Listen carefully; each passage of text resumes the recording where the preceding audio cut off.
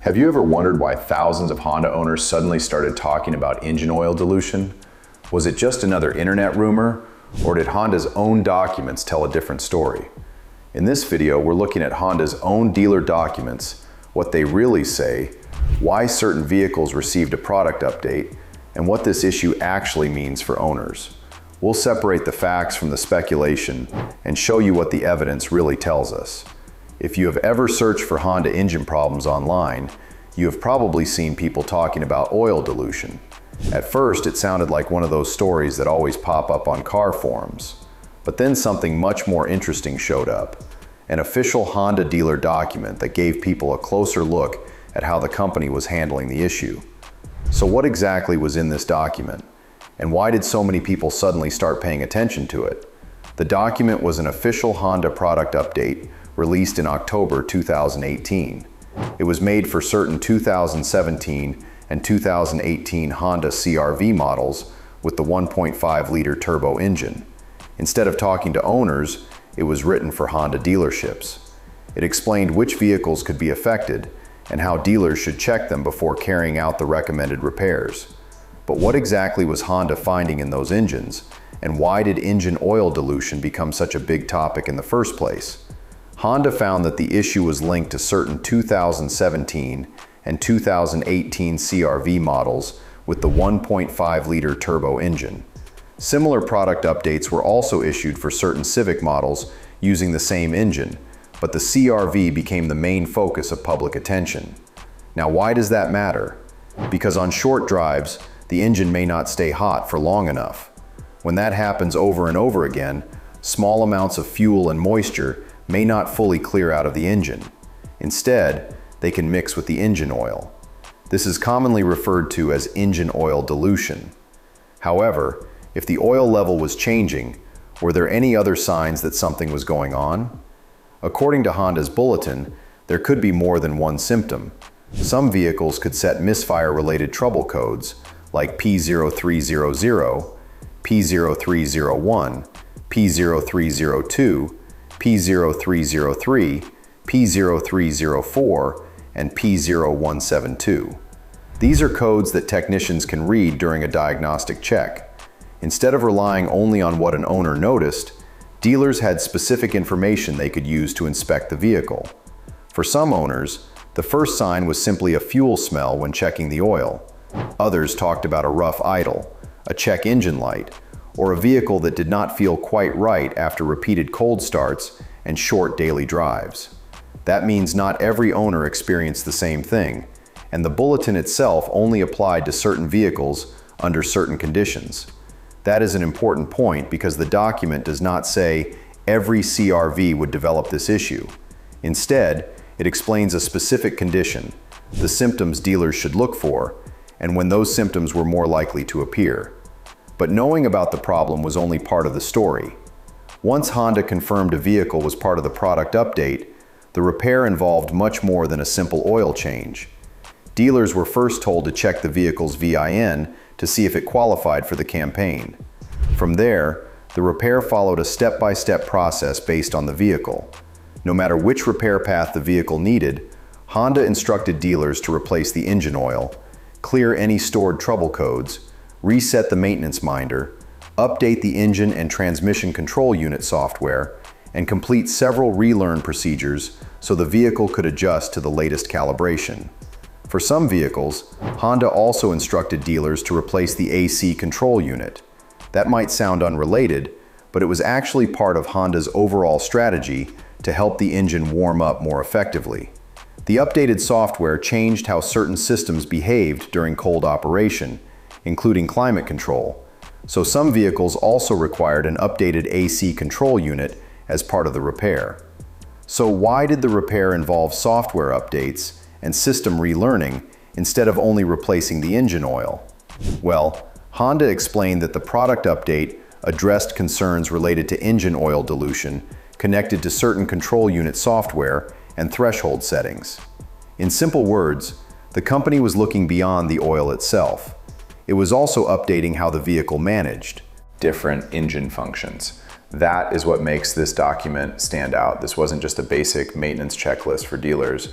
Honda created a structured repair procedure with clear instructions for confirmed cases. It shows the company wanted dealerships to handle the issue the same way every time. Still, if Honda created such a detailed repair process, does that automatically mean the engine had a design defect? Or is the answer a little more complicated? Before we break down what Honda's findings actually mean, we've got something that many Honda owners find useful. Our Honda Longevity Blueprint is a complete buying and maintenance guide packed with engine discussions, maintenance advice, and practical tips to help owners better understand and care for their vehicles. If you'd like to check it out, you'll find it linked in the description. Now, let's get back to the story. At this point, it is easy to look at everything and ask if this was simply a bad engine design. But Honda did not describe it that way. Basically, the company explained that the issue was mostly linked to how some vehicles were being driven. According to Honda, over time, that could lead to engine oil dilution and, in some cases, the symptoms we talked about earlier. In other words, Honda's position was that the problem depended on specific driving conditions, not that every 1.5-liter turbo engine would experience it. Even so, why did so many owners feel the problem was bigger than Honda's explanation? The answer comes down to real life. The discussion wasn't limited to North America either. Earlier in 2018, Honda recalled hundreds of thousands of CR-Vs in China over the same oil dilution issue and temporarily suspended CR-V sales there. That made it clear the concern was receiving attention beyond a single market. On the other hand, technicians also had to find a balance. They had Honda's guidance explaining when the issue was more likely to happen, but they also had a repair procedure and other dealer-level steps. That showed Honda was taking confirmed cases seriously instead of treating them like ordinary maintenance. So the picture was not as simple as saying the engine was defective or saying nothing was wrong. The evidence points somewhere in the middle, and that is exactly why this topic continues to get attention today. That also brings up something much bigger.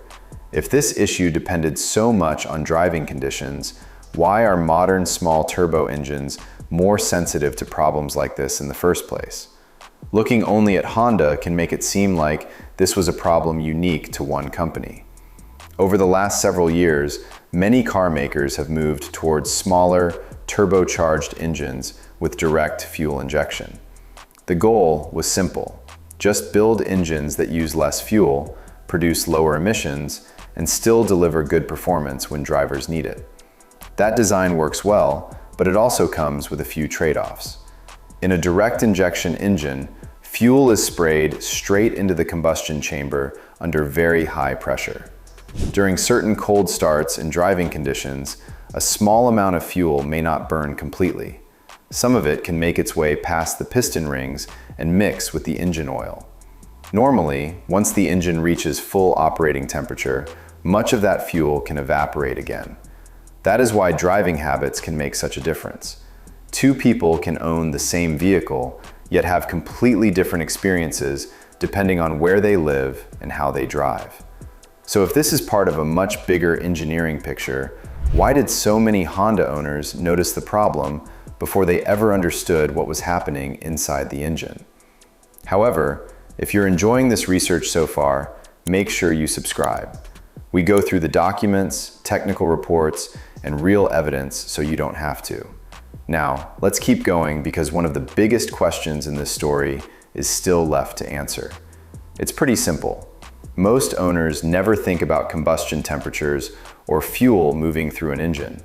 They simply notice when the car starts behaving differently. That is why many people began asking questions long before they understood what was happening under the hood. The engineering behind oil dilution is complicated. What matters to most drivers is knowing when something feels different and understanding when it's worth getting the car checked. So if you own one of these vehicles, what should you actually look out for, and when is it worth getting the car checked? The first thing to do is check the engine oil when the engine is cold. Instead of focusing on a single reading, keep an eye on it over time. If the level keeps rising between oil changes, or the oil develops a strong gasoline smell, or seems unusually thin, it's worth having the vehicle inspected. You should also pay attention if the engine starts running differently, especially if those changes appear alongside the oil concerns. Now, it's important to remember that one of these signs doesn't automatically mean your engine has this exact issue, but they are good reasons to have the vehicle inspected, especially if more than one symptom appears together. Now, after looking at the document, Honda's response, the engineering behind it, and what owners have experienced, what does all of this really tell us? The biggest takeaway is that the issue was real enough for Honda to respond with an official product update. The company identified certain 2017 and 2018 CR-V vehicles that could experience engine oil dilution under specific conditions, gave dealers a detailed repair procedure, and later introduced warranty extensions for some qualifying vehicles in certain markets. That is far more than an internet rumor or a few isolated social media posts. At the same time, the evidence also has clear limits. The bulletin does not say every Honda engine has this problem. It does not say every 1.5-liter turbo vehicle will experience oil dilution. And it does not describe a universal engine failure.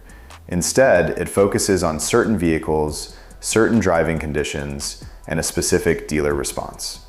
So why has this topic continued to spark debate years after Honda released its updates? The answer is that two different stories were unfolding at the same time. On one side, Honda explained the issue based on its engineering findings and created repair procedures for confirmed cases. On the other side, some owners felt the problem affected their daily driving more than the technical explanation suggested. Later warranty extensions and legal claims from some owners kept the discussion going, even though those claims should not be confused with proof that every vehicle was affected. That is why separating facts from speculation matters. The official documents tell us what Honda confirmed. Owner reports help explain how people experienced the issue, and legal cases show the debate continued. Together, they paint a much clearer picture than any single source on its own. In the end, the strongest conclusion is also the simplest one. Honda recognized a real issue affecting certain vehicles under specific conditions, responded with dealer updates and additional support for qualifying owners, and provided a repair path.